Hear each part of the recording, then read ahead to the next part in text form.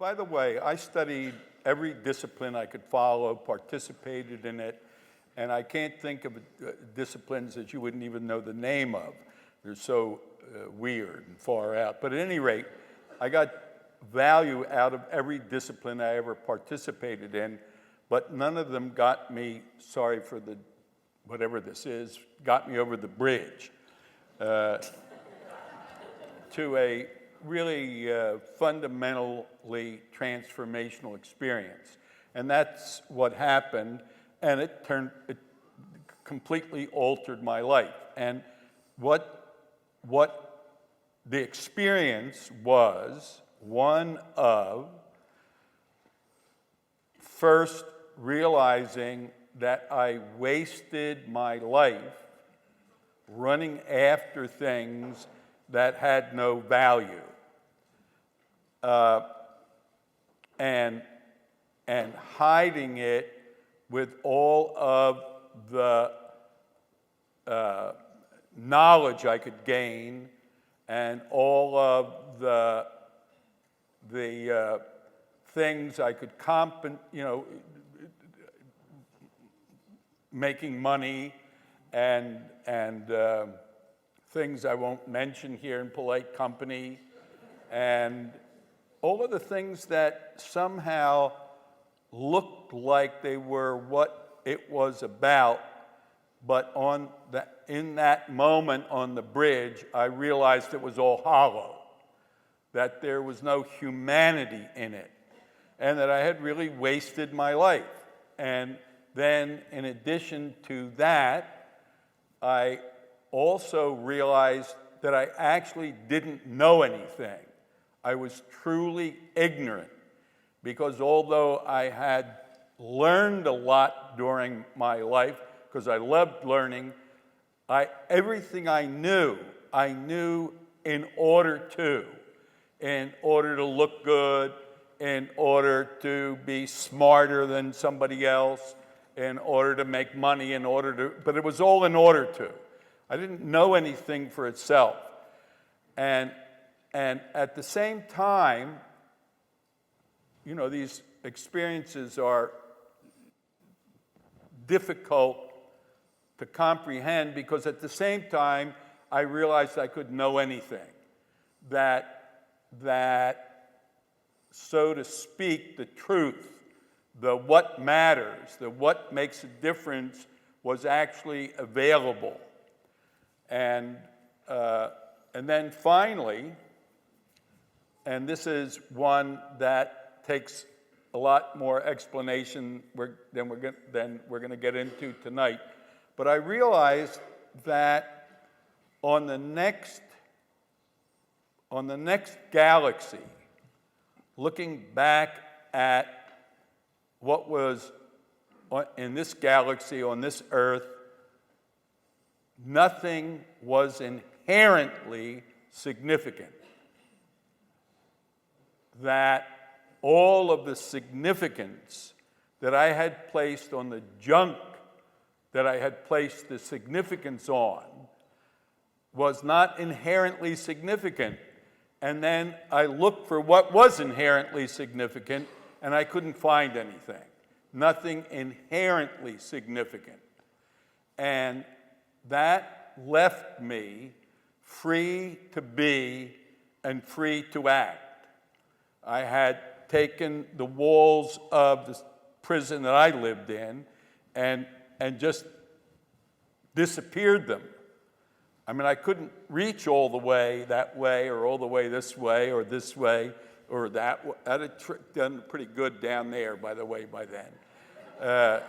But I could tell that there was no longer any limitation, and that it was up to me to, and by the way, what a me was, I'll get to in a second, but it was up to me to own what I made significant. It belonged to me. I was accountable for it. I was responsible for it. It was up to me to own whatever it was that I would make significant. And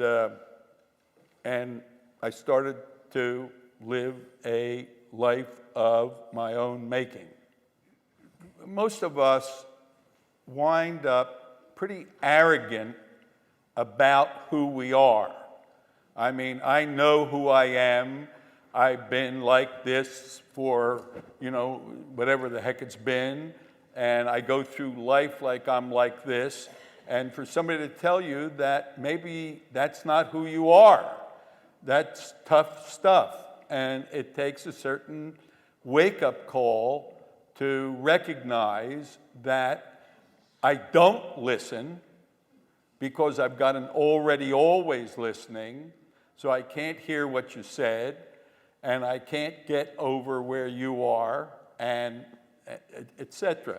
I've had the privilege of working with people in prisons. As a matter of fact, right here in California, San Quentin, lots of people, lots of guys in there with sentences of life without hope of parole. And before you go in there, you sign a statement that you understand that the state will not trade something for you should you be taken hostage. Keeps you wide awake, you see. At any rate, what I learned from working with those men in prison is that they were succeeding in life. The wall was there, and the wall was there, but they had a television, and they had a kid, and they had two guys that watched their back, and they had food from the commissary. Now, I realized that many people actually live in that kind of prison. Maybe not quite that bad, but we somehow find a way, and I certainly found a way to get by with all of the limitations that I had in my life. And so what, for me, called for ruthless compassion. For the last, I don't know how long, maybe 30 years now, maybe it's 40, I can't remember. The way I've talked about what drives me is to discover a new meaning for what it means to be human, rather than whatever it has meant up till now. Certainly includes all of the bullshit in my life, and I'd like to see us make available to each other a new meaning for what it is to be human.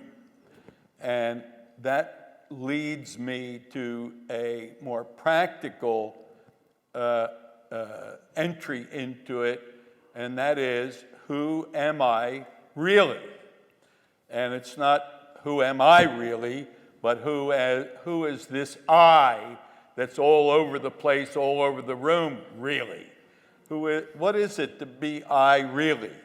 Or what is it to be a self? And, one of the things that got loosened in that experience coming across the Golden Gate was the importance of I and the centrality of me. And so it's been 50 years, I don't know, it's so long now, I can't remember, exercise of discovery, and that is a large part of what has generated the kind of work that I do. I avoid figuring it out, and I've learned to, I'll say it a couple different ways, I've learned to sit with it or just look at it. So most people say, well, this is good thinking. No, this is good looking as far as I'm concerned, good seeing. And it takes some time to be with it, to sit with it, to just perceive it, just look at it, see what arises in being with it. And one of the things that's really become clear to me, Jim, is the centrality, and you've just illustrated it, the centrality of reducing the significance of what's going on with me internally. And it's one of my favorite conversations today with people is to recognize, well, okay, don't figure it out and don't tell me what you've learned and don't tell me what you've read. Tell me as you sit there and as you be with yourself, what is going on with you internally. And one of the things, as you pointed out, that I think all of us will discover, because as far as I can tell, the same stuff is going on with every one of us internally. One of the things going on with people internally is what Damasio calls emotion, and what he likes to say is feeling at a subjective level. Okay, great. Yeah, and I think that's quite true. Now, the problem is most people go through life. I didn't say anybody believes this. I said most people go through life that they are what's going on with them internally. I don't like it. I am angry. I am annoyed. I am happy. I am satisfied. This is who I am, huh? Not I'm being angry, not I'm being happy. No, I am happy. I'm not being happy. Yeah. Now, so just to mention some of the others, most of us have an outlook on life, or an attitude, or a, whatever you'd like to call it, a frame for women, or a frame for old men, or a frame for this, or a frame for that. So let's call that a mental state, and the other one an emotional state. And then there seems to me always to be a bodily state. And then there's this incessant thoughts mixed in every once in a while with a memory. And as far as I can tell, and you have more to say about this than I, but as far as I can tell, I have no dominion over what's going on with me internally. That somehow, some way, there it is, and I don't think that's who I am. I mean, I don't believe that's who I am, but I tend to go through life that is who I am. And it's ridiculously simple if that's true. Now, by the way, somebody will always say, yes, Werner, but another thing going on with me internally is my perceptions. No, your perceptions are about what's going on externally. So let's just leave those out for a moment and leave it as the simple-minded four. I got four things going on with me internally: mental state, emotional state, bodily state, and thoughts, and mixed in with some feelings. Now, I have made the most horrible mess out of four simple distinctions. I just can't believe it. If you talk to people, the stories that they have about how they're angry and put upon and not appreciated and blah, blah, blah, blah, blah. But that's all what's going on with me internally. And the people I work with, my colleagues and I, one of whom's in the room sitting over there, he and I work on this thing. Well, let's discover, not figure out, let's discover what's going on with me internally. And, let's not take it for granted. Let's not obvious it. I like Heidegger's notion about tranquilized obviousness. So when I look at a person, oh yeah, I know, yeah. Oh, I had dinner with, yeah, no, I know who that is. You know, there's no wonder in it. It's not, oh, great, Masha, yeah, really great. It's like, no, Masha. You know, now if you watch couples, they tend in that direction. Oh, yeah, sure. Yeah. Yes, that's true.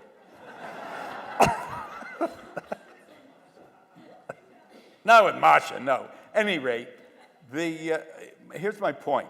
My point is that one of the things that enabled the work, and one of the things that I share with other people, and one of the things I'm ruthless about, is discover for yourself what is going on with you internally. And I use the word discover because if you look it up in the dictionary, it's to be struck with wonder at this, whatever this is.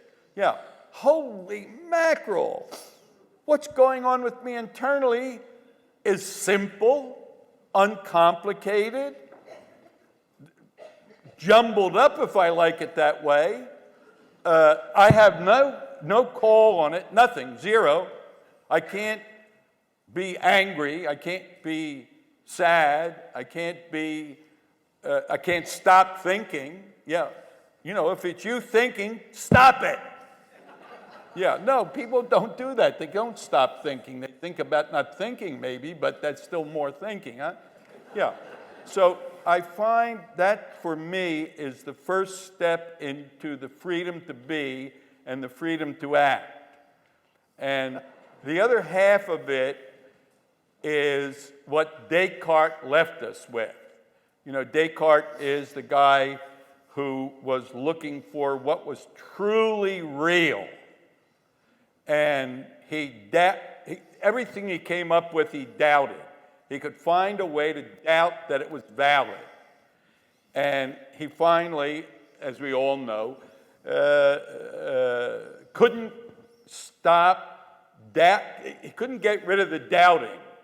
Because if he tried to doubt the doubting, he was still doubting. Okay. So now, he then concluded, man, human beings are, this is translating the Latin, thinking things, object, things, substances. He got it from Aristotle, but never mind. Thinking things. I am a thinking thing. The one thing, I got to stand up so I get this across. The one thing he didn't doubt was the I that he came up with. He forgot to doubt this I stuff. He said, I am a thinking thing. Therefore I am. I think, therefore I am. Yeah. I always have to tell people, I don't say nice things. By which I mean, you can trust what I say. I'm going to be straight with you. And in the beginning of the work that my colleagues and I were developing, integrity became a really fundamental expression of having gotten past the way you wound up being. That is to say, you could be counted on for your word. And so that was around for a very long time. Then I met a extraordinary economist, academic economist by the name of Michael Jensen. And Mike is, I think, or at least he was at one time, the most referenced economist in the whole community. And Mike's a really, really bright guy, but he had a transformational experience, and he became interested in making that more available. But then he got really fascinated with this integrity stuff, and what fascinated him was, I'm going to use economic language here for a second, I'll try to explain it. Uh, he said that the way in which we treated integrity made it a positive phenomenon. Now, positive for most of us sounds like something good, except for an economist, it's not something good, it's simply the way it is. So integrity for most people is a good idea, something you ought to have, something it's good to have, something that nice people have, but and not nice people don't have. But as Mike and I have been working on this, I think 10 years. The last paper we wrote on integrity was putting integrity into finance. Wow, that would be nice. And I have to tell you, it was accepted by a pretty prestigious journal called Capitalism and Society, the editor of which is a Nobel laureate in economics. So we're starting to make a few little inroads. Anyway, let me tell you what integrity is a positive phenomenon, is a description of the way things work. So I'll do this really fast. Integrity is defined as the state of being whole, complete, unbroken, sound, and perfect, never mind the rest of it. And so something is either in that state or it isn't. An object is either whole, complete, unbroken, sound, and perfect condition, or it isn't. A system likewise. And a person as a person. Now, I'm a person as a body, and, my body's either whole, complete, unbroken, sound, and perfect condition, or it isn't.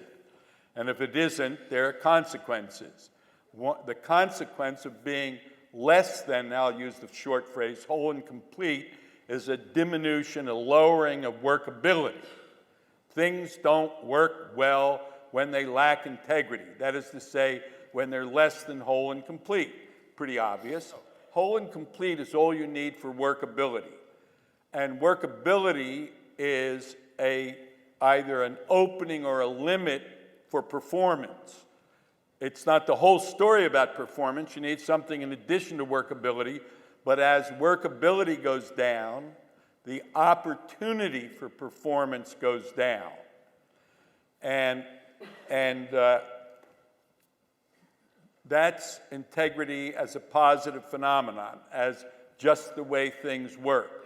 So people who allow their integrity to diminish wind up with a lessened opportunity for performance. Doesn't mean they don't perform, because you can get a bicycle with a missing spoke to perform really well if you've got a champion bicycle rider on it. But as you reduce whole and complete, you reduce workability. As you reduce workability, you reduce the opportunity for performance.